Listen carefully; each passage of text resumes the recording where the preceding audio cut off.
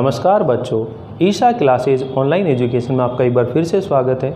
देखिए बच्चों, हम लोग 9th क्लास के अंदर सेकंड चैप्टर पढ़ रहे हैं ल्हासा की ओर, जिसके लेखक हैं राहुल सांकृत्यायन।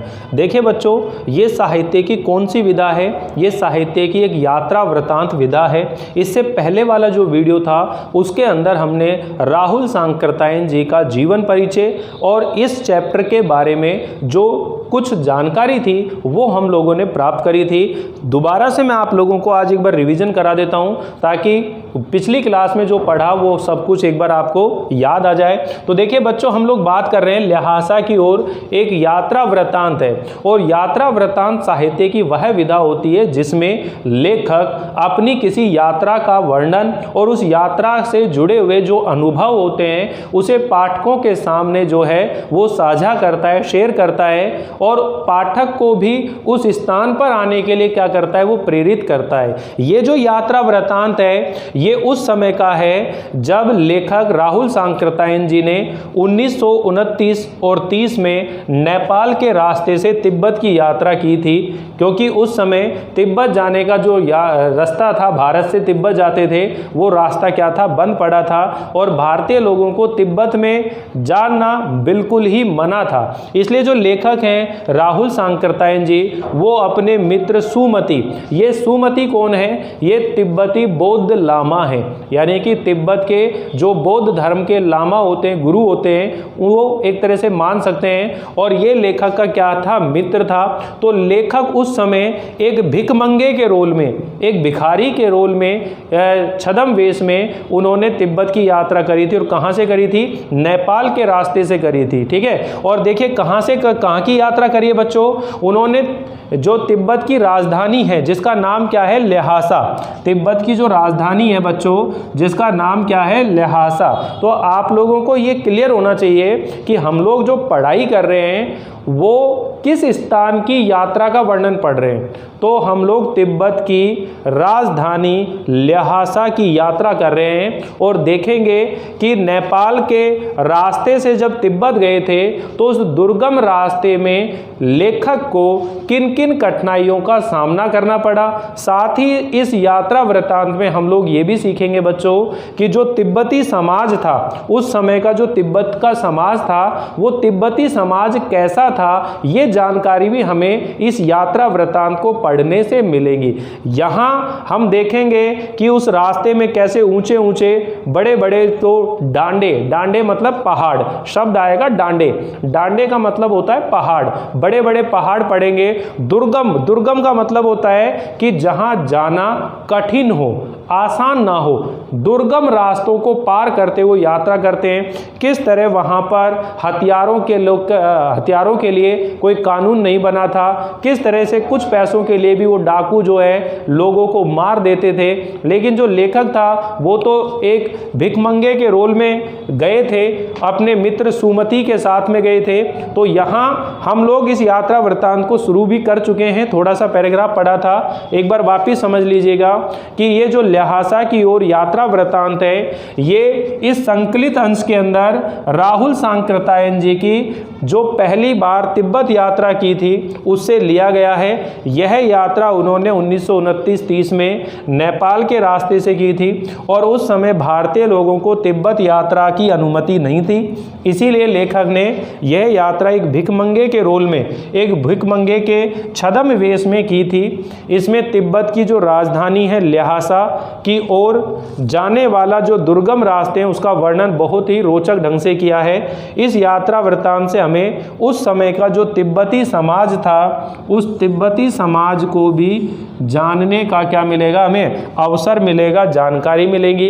तो ये सब चीज़ हम लोग पिछले वीडियो में चर्चाएं कर चुके हैं।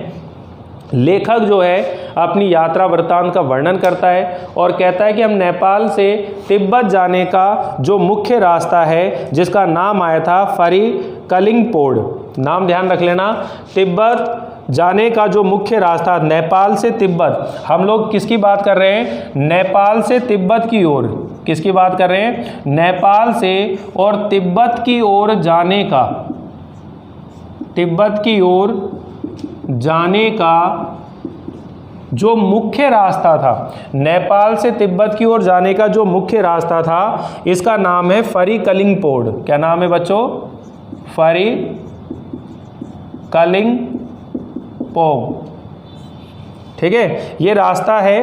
तो नेपाल ही नहीं, हिंदुस्तान की भी चीज़ें इसी रास्ते तिब्बत जाती थी। नेपाल से हम लोग जा रहे हैं तिब्बत। कब की बात चल रही है? 1929-30 के आसपास। इस समय तिब्बत में जो भी सामग्री भारत की ओर से भेजी जाती थी वो नेपाल के रास्ते से ही भेजी जाती थी। नेपाल के रास्ते ही तिब्बत जाया जाता था। और उस रास्ते का नाम क्या है बच्चों?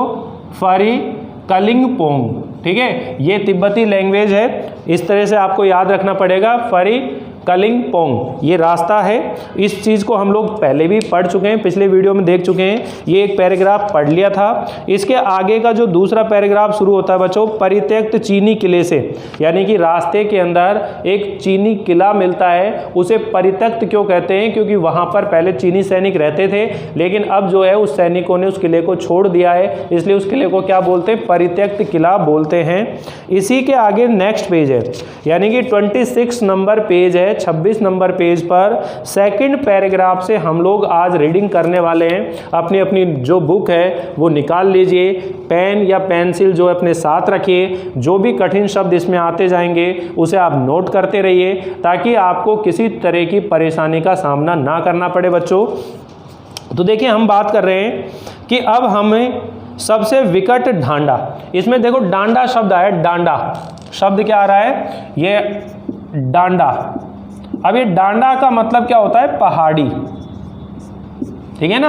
अब सबसे विकट पहाड़ी, अब हमें सबसे विकट डांडा यानी कि पहाड़ी थोंगला पार करना था। और उस पहाड़ी का नाम क्या था? सबसे खतरनाक पहाड़ी जो थी बच्चों, थोंगला। एक बार आप स्क्रीनशॉट ले लीजिए, फिर बीच बीच में जो नाम आ रहे हैं वो मैं नोट करता हुआ चलूँगा, ताकि आप लोगों को बीच में किसी तरह की परेशानी ना हो। तो इसको मैं एक बार मिटा देता हूँ। ये कौन कौन लोग यात्रा कर रहे हैं इसे रहने दीजिए।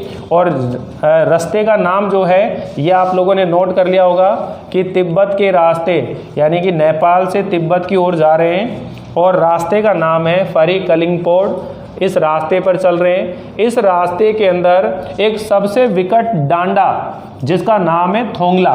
नाम क्या है बच्चों? थोंगला नाम है। इसको आप ध्यान रखते हुए चलेंगे, मैं लिख देता हूँ। इस रास्ते से जा रहे हैं और इस रास्ते में सबसे विकट डांडा। अब डांडा का मतलब आप समझ गए, पहाड़ी, और उसका नाम क्या है? थोंगला। क्या नाम है बच्चों?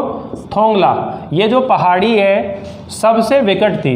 नेपाल से तिब्बत की ओर जा रहे हैं, फरीकलिंगपोड रास्ते से जा रहे हैं। इस रास्ते में सबसे विकट डांडा पड़ा, पहाड़ी पड़ी, जिसका नाम है थोंगला।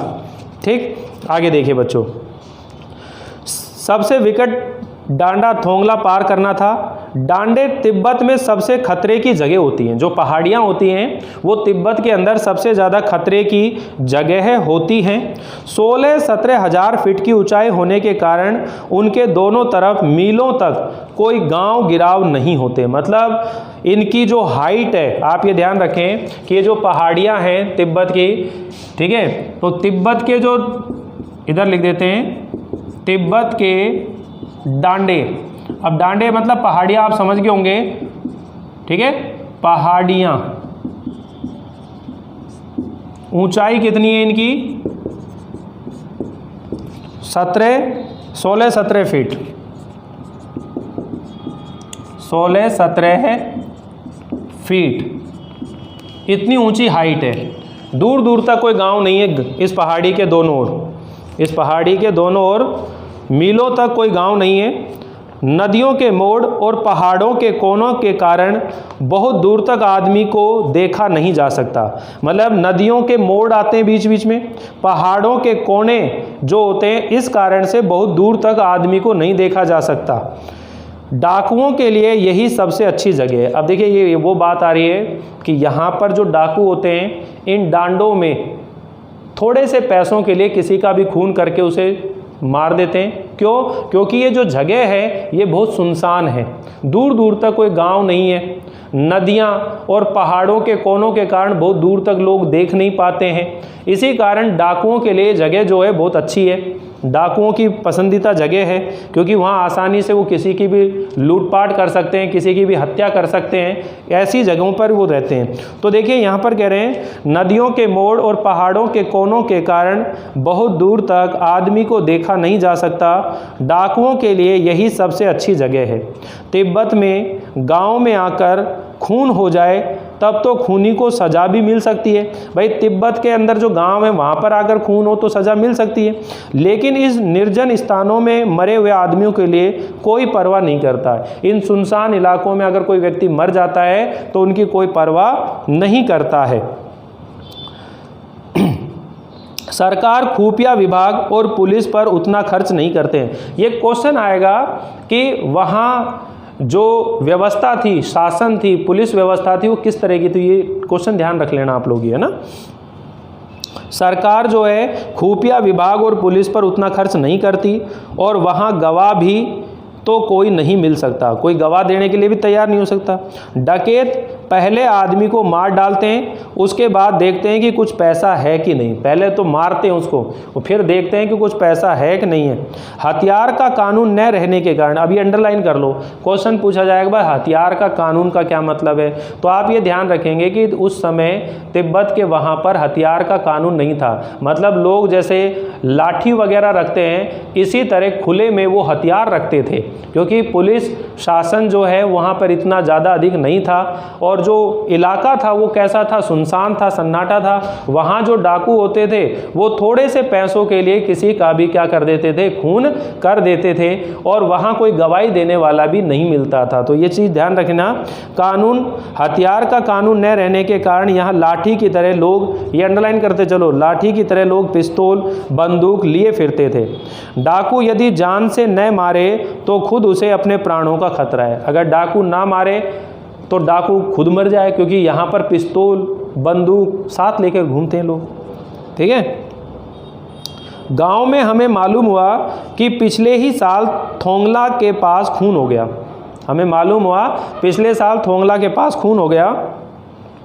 शायद खून की हम उतनी परवाह नहीं करते, क्योंकि हम भिखमंगे थे, और जहाँ कहीं वैसी सूरत देखते टोपी उतार, जीभ निकाल, कूची कूची यानी कि दया दया, एक पैसा कहते भीख मांगने लगते थे। मतलब ये क्या करते थे, भीख मांगते हुए चलते थे। जहाँ देखा कुछ भी कुची कुची, कुची कुची मतलब दया करो, हम पर दया करो, मतलब तिब्बती लैंग्वेज में कुची कुची, ठीक है, दया करो दया करो, एक पैसा कहते भीख मांगने लगते। लेकिन पहाड़ की ऊंची चढ़ाई थी, पीठ पर सामान लाद कर कैसे चलते, और अगला पड़ाव जो था जहां हमें रुकने वाले थे, अगली जगह 16-17 मील से कम नहीं था। मैंने सुमति से कहा कि यहाँ से लंगकोर तक के लिए 2 घोड़े कर लो। अब ध्यान रख लेना, सुमति ने क्या कहा कि यहाँ से लंगकोर के लिए, यानी कि थोंगला जो है, ये जो थोंगला की बात चल रही है, इस थोंगला की एरिया में बात चल रही है। अब इनको कहाँ जाना है, एक तरह से लंगकोर जाना है। किस जगह पर जाना है बच्चों, जगह का नाम है लंगकोर, ठीक है। इस लंगकोर जाने के लिए लेखक जो था जो राहुल सांकृत्यायन है, उन्होंने सुमति से कहा कि भाई 2 घोड़े कर लेते हैं। क्या कर लेते हैं, 2 घोड़े कर लो, सामान भी रख लेंगे और चढ़ चलेंगे। दूसरे दिन हम घोड़ों पर सवार होकर ऊपर की ओर चले। घोड़े पर सवार होकर ऊपर की ओर चले। डांडे मतलब पहाड़ी से पहले एक जगह चाय पी और दोपहर के वक्त डांडे के ऊपर जा पहुँचे। एक बार रास्ते में चाय पी और दोपहर के वक्त हम लोग पहाड़ी के ऊपर पहुँच गए। हम समुद्र तल से 17-18 हज़ार फीट ऊंचे खड़े थे। यानी कि ये लोग कहाँ पहुँच गए, 17-18 हज़ार फीट ऊंचाई पर थे।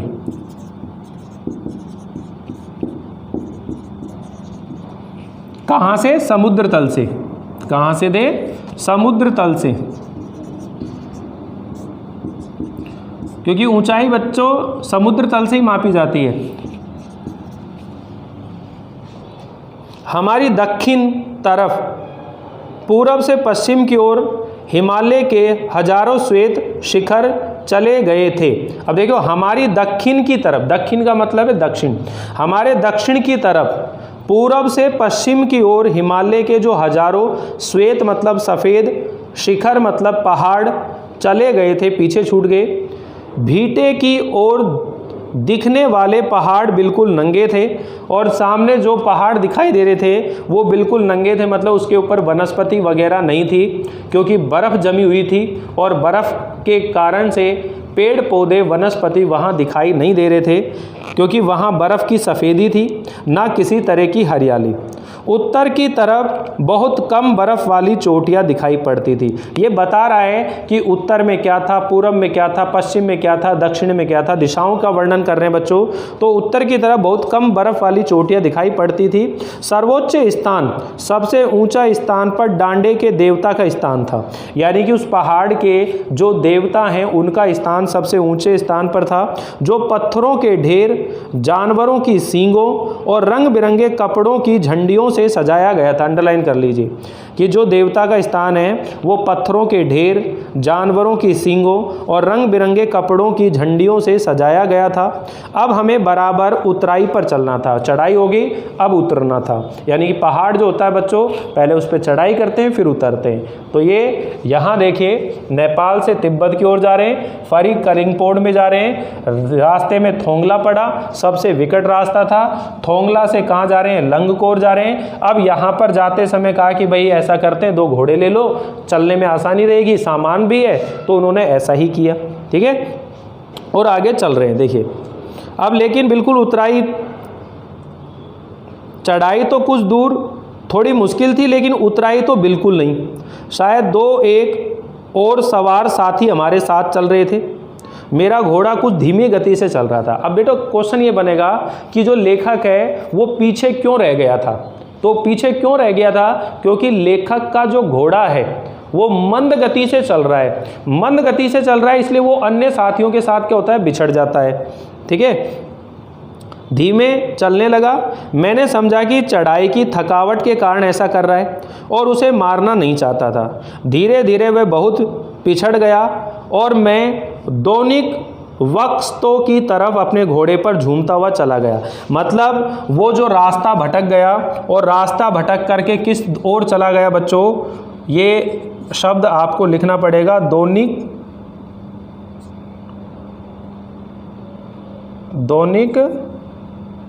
वक्स्तो। देखिए बच्चों तिब्बती लैंग्वेज है, चाइनीज़ लैंग्वेज है, यूँ समझ लो। दोनिक वक्स्तो ये जगह का नाम है।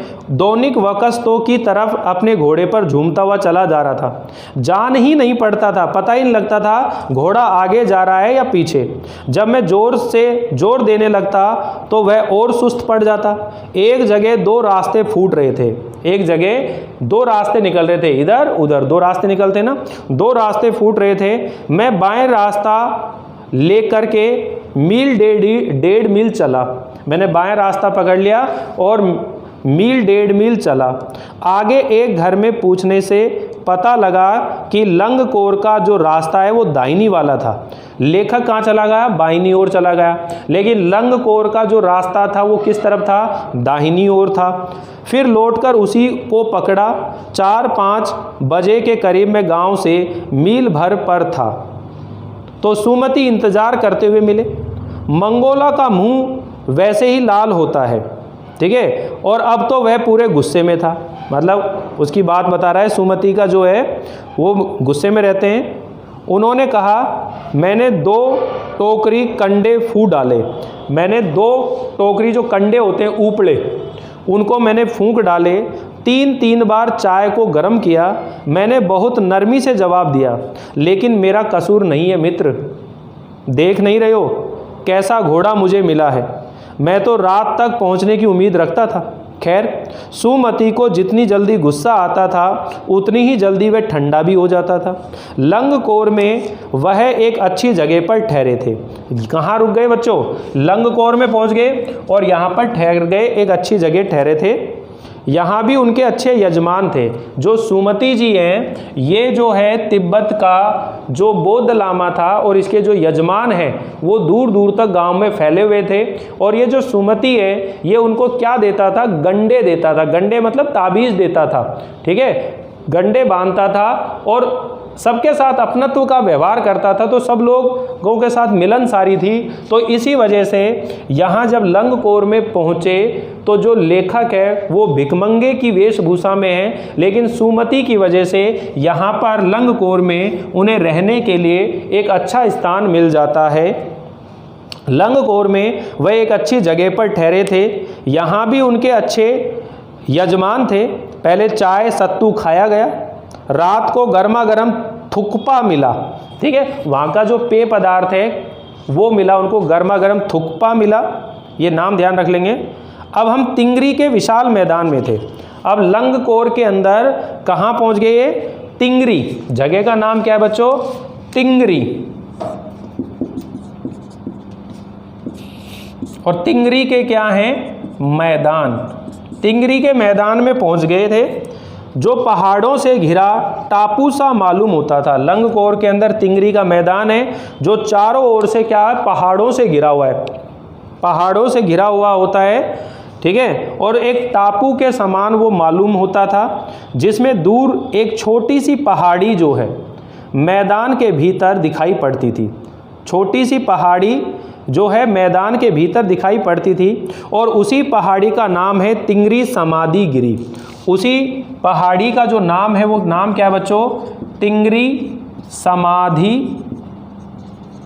गिरी। गिरी का मतलब ही क्या होता है, पर्वत। तिंगरी समाधि गिरी, ये किसका नाम आ रहा है, ये नाम आ रहा है कि तिंगरी के विशाल मैदान में थे जो पहाड़ों से घिरा एक टापू के समान लगता था, जिसमें दूर एक छोटी सी पहाड़ी मैदान के भीतर दिखाई देती थी। उसी पहाड़ी का नाम है तिंगरी समाधि गिरी। आसपास के गांव में भी सुमति के कितने ही यजमान थे। कपड़े की पतली पतली चिरी, कपड़े की पतली पतली लीर बना लेते ना, कपड़े को फाड़ के चिरी, बत्तियों के गंडे खत्म, पतली पतली चीरी, बत्तियों के गंडे ख़त्म नहीं हो सकते थे। देखिए वो चीरी बनाते थे, उनके गंडे ताबीज़ टाइप में बना लेता था, वो देता था, क्योंकि बोध गया से लाए कपड़े के ख़त्म हो जाने पर भी किसी कपड़े से बोध गया का गंडा बना लेते थे। अब देखिए वहाँ पर वो यजमानों से क्या कहता था कि बोध गया से मैं क्या लेकर आया हूँ, तुम्हारे लिए गंडे यानी कि ताबीज़ लेकर आया हूँ, और वो कपड़ों की जो है लीरी बना करके और वो देता था। लेकिन उसके गंडे कभी ख़त्म नहीं होते थे। क्यों? क्योंकि वो किसी भी कपड़े को बोध गया से लाया हुआ गंडा बताकर अपने यजमानों को दे देता था, ताकि जो यजमान है वो उनको और दक्षिणा दे। वो दक्षिणा पाने का क्या था, लालची था, एक तरह से आप यूँ भी कह सकते हैं। गंडा बना लेते थे। वह अपने यजमानों के पास जाना चाहते थे। मैंने सोचा यह तो हफ्ता भर उधर ही लगा देंगे, एक हफ्ता उधर लगा देंगे। मैंने उनसे कहा कि जिस गांव में ठहरना हो उसमें भले ही गंडे बांट दो, मगर आसपास के गांव में मत जाओ। भाई जिस गांव में हम ठहरेंगे उस गांव में तुम गंडे बांट दो, लेकिन आसपास के गांव में मत जाओ। इसका कारण क्या था कि जो सुमति जो है जब गंडे बांटने जाता था तो वह गांव के अंदर काफ़ी समय लगा देता था। इस वजह से लेखक ने उसे मना किया कि आप जिस गांव में हम ठहरेंगे वहाँ गंडे बांट लो, बाकी किसी और गांव के अंदर आप मत जाओ। इसके लिए मैं तुम्हें ल्हासा पहुंचकर रुपये दे दूंगा। और उसको रोकने के लिए क्या कहा कि जब हम ल्हासा जाएंगे तो वहाँ जाकर मैं तुम्हें और रुपये दे दूंगा, और उसे रोक लेता है। सुमति ने स्वीकार कर लिया। दूसरे दिन हमने भरिया ढूंढने की कोशिश की, लेकिन कोई नहीं मिला। मतलब भरिया मतलब भरने वाला, उस सामान को ले जाने वाला। सवेरे ही चल दिए होते तो अच्छा था, लेकिन अब 10-11 बजे की तेज़ धूप में चलना पड़ रहा था। मतलब वो लोग यहाँ से तिंगरी के मैदान, ये जो स्थल है देख लिया, यहाँ से आगे जा रहे हैं। वो 11 बजे की तेज़ धूप में चलना पड़ रहा था। तिब्बत की धूप भी बहुत कड़ी मालूम होती है। यद्यपि थोड़े से भी मोटे कपड़े से सिर को ढांक ले तो गर्मी ख़त्म हो जाती है। आप 2 बजे सूरज की ओर मुंह करके चल रहे हैं। 2 बजे सूरज की ओर मुंह करके, मतलब सूर्य सामने से आ रहा है, जैसे चढ़ रहे हैं ना चढ़ाई, तो सामने से आ रहा है। 2 बजे सूरज की ओर मुंह करके चल रहे हैं। ललाट धूप से जल रहा है। ललाट मतलब मुख, चेहरा, माथा, और पीछे का कंधा जो है वो बर्फ हो रहा है, ठंडा हो रहा है। फिर हमने पीठ पर अपनी अपनी चीज़ें लादी, डंडा हाथ में लिया और चल पड़े। यद्यपि सुमति के परिचित तिंगरी में भी थे, जो सुमति है उनके जानकार जो लोग हैं वो तिंगरी के अंदर भी थे, लेकिन वह एक और यजमान से मिलना चाहते थे, इसलिए आदमी मिलने का बहाना कर शेखर विहार की ओर चलने के लिए कहा। वो किस ओर निकल गए बच्चों? शेखर विहार, जगह का नाम क्या है? शेखर विहार। शेखर विहार की ओर वो चलने लगे। क्यों? क्योंकि वहाँ पर उन्हें एक आदमी से मिलना है, ऐसा बहाना करके चलने के लिए कहा। तिब्बत की ज़मीन बहुत अधिक छोटे बड़े जागीरदारों में बटी हुई है। इन जागीरों का बहुत ज़्यादा हिस्सा जो है मठों के अंदर, विहारों के हाथ में। ये भी अंडरलाइन कर लेना, क्वेश्चन आएगा ये भी। अपनी अपनी जागीर में हर एक जागीरदार कुछ खेती खुद भी कराता है, जिसके लिए मजदूर बेगार में मिल जाते हैं। खेती का इंतजाम देखने के लिए वहाँ कोई भिक्षु भेजा जाता है, जो जागीर के आदमियों के लिए राजा से कम नहीं होता है। शेखर विहार जो है उसकी खेती के मुखिया भिक्षु का नाम है नमसे, बड़े भद्र पुरुष थे। शेखर की खेती का जो मुखिया है उसका नाम क्या है बच्चों? भिक्षु था, नमसे, बड़े भद्र पुरुष थे। बहुत प्रेम से मिले, हालांकि उस वक्त मेरा भेष ऐसा नहीं था कि उन्हें कुछ भी ख्याल करना चाहिए था। यहाँ एक अच्छा मंदिर था जिसमें कंजूर यानी कि बुद्ध वचन अनुवाद की, ये ध्यान रख लेना, जब ये शेखर विहार पहुँचे, ये जो शेखर विहार है यहाँ पर पहुँचे, तो यहाँ पर कंजूर, क्या नाम है बच्चों? कंजूर यानी कि बुद्ध वचन अनुवाद, बुद्ध वचन अनुवाद, बुद्ध वचन अनुवाद की 103 पोथियाँ का मतलब होता है हस्तलिखित किताबें, पुस्तकें। 103 जो हैं पोथियाँ यहाँ पर रखी हुई थी। मेरा आसन भी वहीं लगा। मतलब जो राहुल सांकृत्यायन जी हैं उनके जाने का उद्देश्य तो यही था कि वो बौद्ध धर्म से जुड़ी हुई अधिक से अधिक जानकारी वो पाना चाहते थे, क्योंकि उन्होंने बौद्ध धर्म को ग्रहण कर लिया था। और जब वो कंजूर गए तो वहाँ पर बुद्ध वचन के अनुवाद की 103 पोथियाँ मतलब हस्तलिखित पुस्तकें उसे मिली, और उनको सबको पढ़ना चाहता है, इसलिए वहीं पर उन्होंने क्या लगा लिया? अपना आसन लगा लिया। वह बड़े मोटे कागज़ पर अच्छे अक्षरों में लिखी हुई थी। एक एक पोथी जो है 15-15 सेर से कम नहीं रही होगी, 15-15 किलो की एक जो हस्तलिखित पुस्तक है 15-15 किलो से कम नहीं रही होगी। सुमति ने फिर आसपास अपने यजमानों के पास जाने के बारे में पूछा। मैं अब पुस्तकों के भीतर था, इसका मतलब है मैं अब पुस्तकों के भीतर था, मतलब कि जो लेखक है वो पुस्तकों को पढ़ने में पूरी तरह रम गया था, बहुत अच्छे से मग्न हो गया था। इसीलिए मैंने उन्हें जाने के लिए कह दिया, सुमति को जाने के लिए कह दिया। अब ध्यान दीजिए, इसमें क्वेश्चन ये आएगा कि जब पहले वो तिंगरी गांव में रुक रहे थे, तब तो लेखक से जब सुमति ने पूछा कि मैं किसी और गांव में आऊं, तो लेखक ने मना कर दिया। लेकिन जब दूसरी बार पूछा तो उन्होंने उसको जाने के लिए कह दिया। ऐसा क्यों? तो आप कहेंगे कि जो लेखक है जल्दी से जल्दी जो है इस स्थान पर शेखर विहार कंजूर में पहुंचना चाहता था, और जो सुमति है उसकी आदत क्या थी, वो जिस भी गाँव में जाते थे वहाँ 4-5 दिन लगा देते थे, समय लगाते थे। इसलिए समय ना लगे, इसलिए उन्होंने, लेखक ने सुमति से कहा कि लिहाजा चलकर मैं तुम्हें और पैसे दूंगा ताकि वो जल्दी जल्दी वहाँ चले।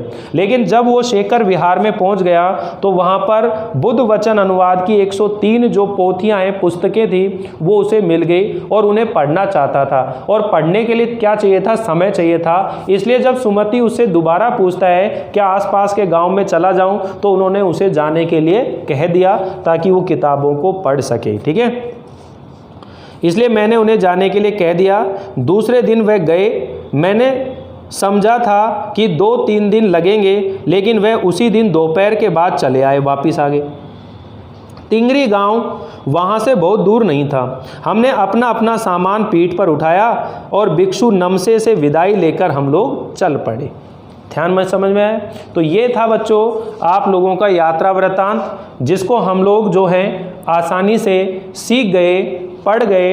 अब हम लोग देखिए बच्चों, एक बार स्क्रीनशॉट ले लीजिए, ये जो बात आपको समझाइए। अब इसके जो क्वेश्चन आंसर हैं बच्चों, इन क्वेश्चन आंसर को हम लोग एक अलग वीडियो के अंदर पढ़ लेंगे, ताकि आप लोगों को अच्छे से ये क्वेश्चन आंसर समझ में आ सकें। ठीक है, तो आप लोगों को ये वीडियो कैसा लगा मुझे ज़रूर बताइएगा, लाइक कीजिएगा। मिलते हैं अगली बार इसके क्वेश्चन आंसर लेकर, तब तक के लिए थैंक यू, बाय बाय।